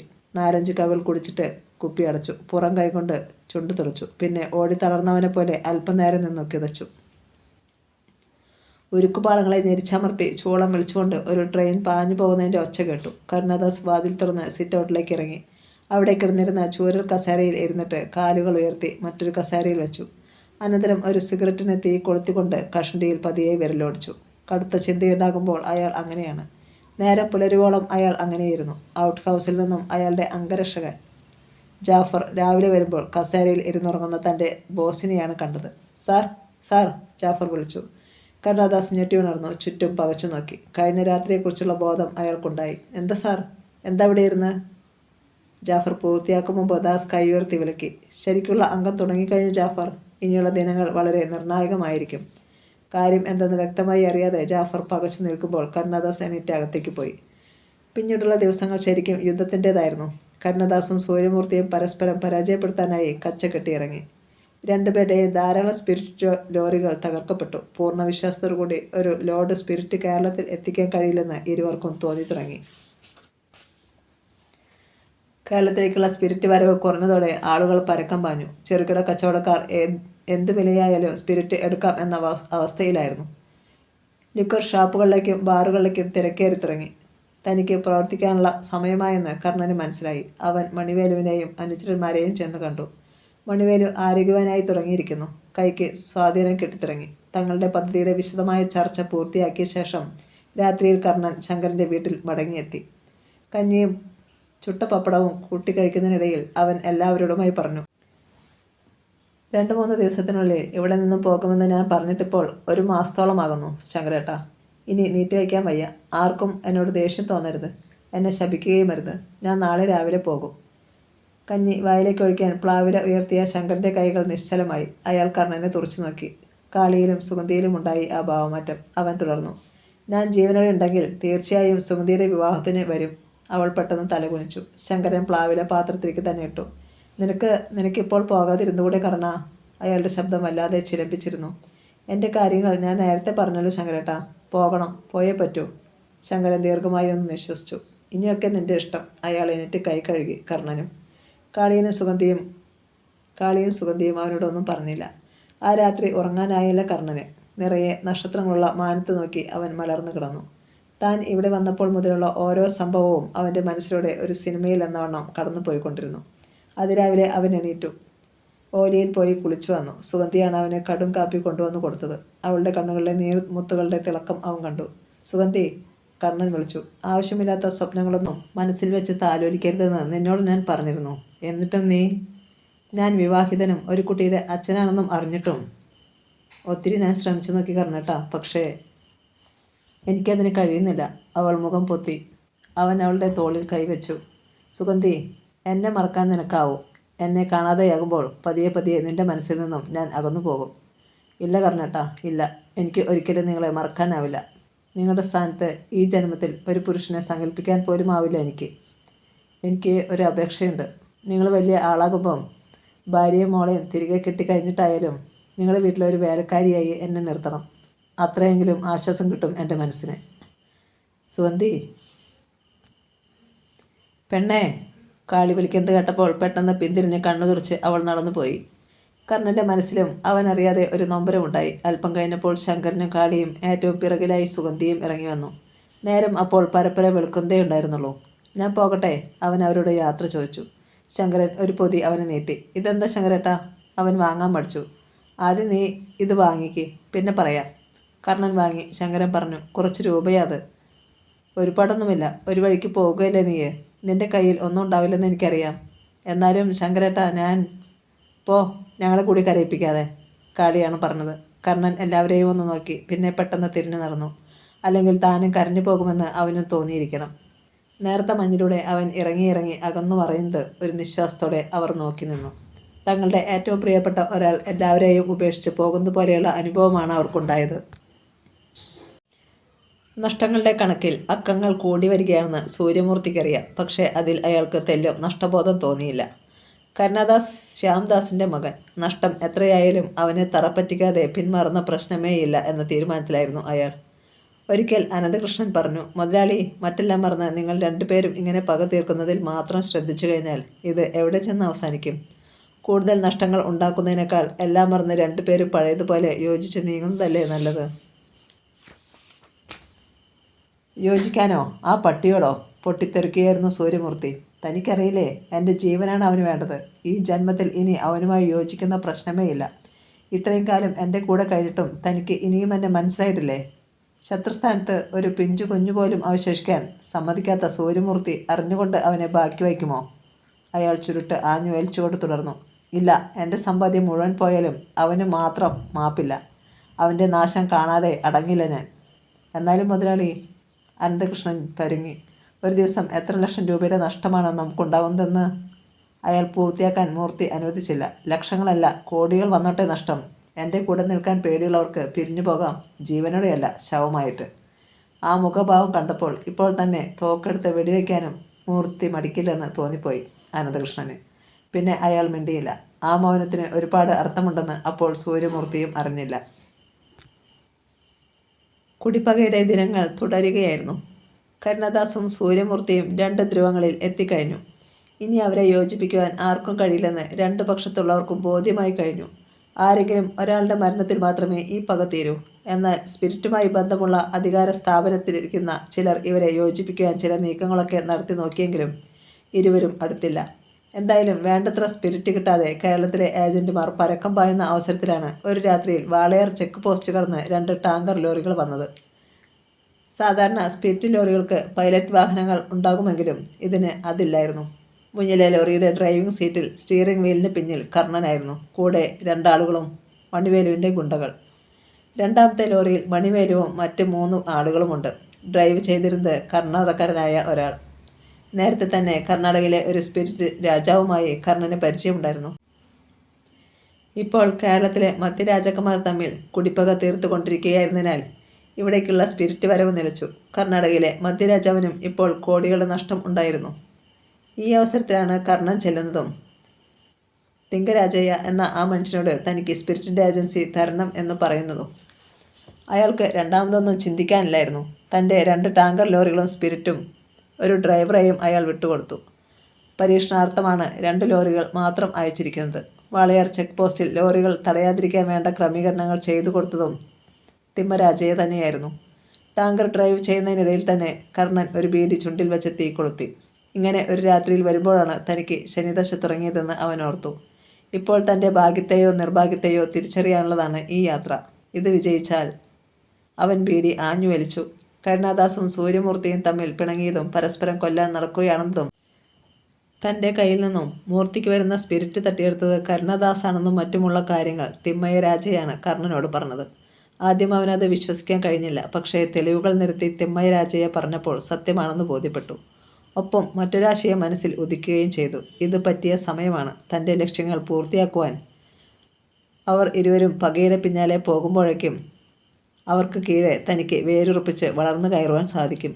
കനത്ത ഇരുട്ടിൽ ഒരു ഗുഹാമാർഗം സൃഷ്ടിച്ചുകൊണ്ട് കുതിച്ച് അകലുകയായിരുന്നു ടാങ്കർ ലോറികൾ. കഥ തുടരും.